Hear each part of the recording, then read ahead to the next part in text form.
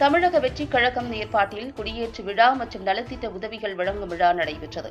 சென்னை பெருங்குடி தமிழக வெற்றிக் கழக புறநகர் மாவட்டம் சார்பில் குடியேற்று விழா மற்றும் நலத்திட்ட உதவிகள் வழங்கும் விழா நடைபெற்றது. ஈசிஆர் சரவணன் தலைமையில் நடைபெற்ற இந்த நிகழ்ச்சியில் தமிழக வெற்றிக் கழகத்தின் பொதுச் செயலாளர் ஆனந்த் கொடியேற்றி வைத்தார்.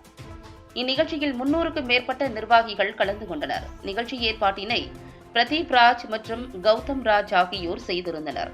விழாவில் வந்திருந்த பெண்களுக்கு புடவை, தண்ணீர் குடம், பள்ளி மாணவர்களுக்கு நோட்டு, புத்தகம் ஆகியவை வழங்கி அனைவருக்கும் உணவும் வழங்கப்பட்டது.